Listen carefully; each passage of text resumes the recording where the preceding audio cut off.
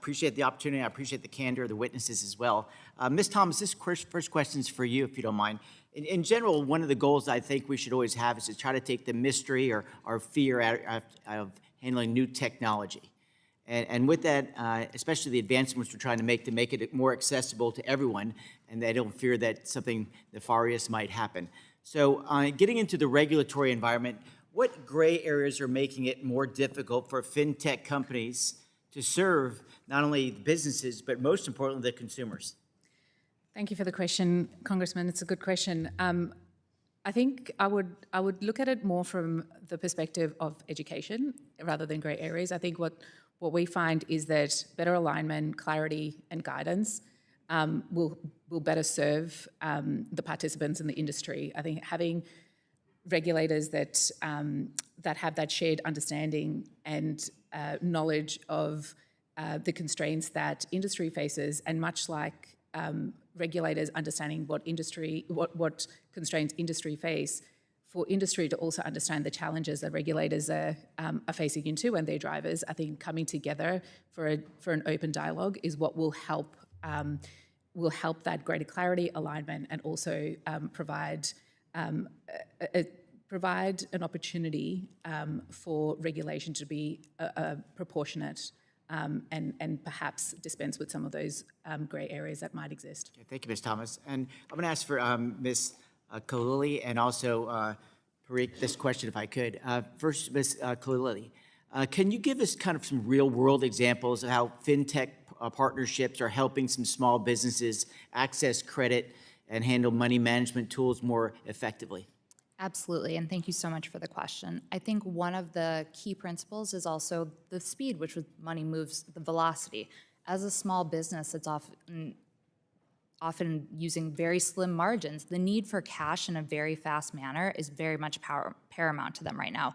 So the introduction of FedNow, RTP, and even stablecoins as a payment rail allow small businesses and consumers who perhaps don't generally have access to these rails to access them in a compliant manner when the bank is offering those services in partnership with one of their fintechs. I think we've also talked a lot about access to credit and also choice in credit.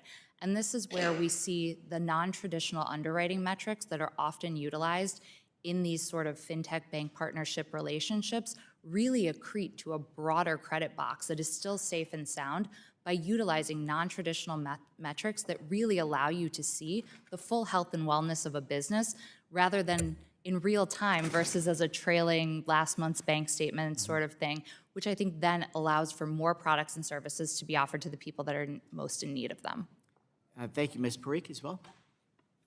I referenced fintech we work with a partner bank that offers a 0% APR credit card, and this is really a segment of the population that has not traditionally had access to credit, and so we've seen that is one of our fastest growing fintech, and with the bank, they're growing responsibly. We've also seen examples in kind of the B2B space where we have a bank partner working with a fintech trying to innovate on treasury management services. So oftentimes, if you're a smaller bank, you don't necessarily have access to the same tools. And so we've seen innovation in kind of this space of neobanking and treasury management. And then also we have a fintech that's offering revolutionize the venture capital experience, so allowing access for kind of everyday Americans to participate in VC funding through the way that the bank fintech innovation has grown. Thank you. And Mr. Chairman, I'd just say I appreciate you holding this hearing today. I think it's so vital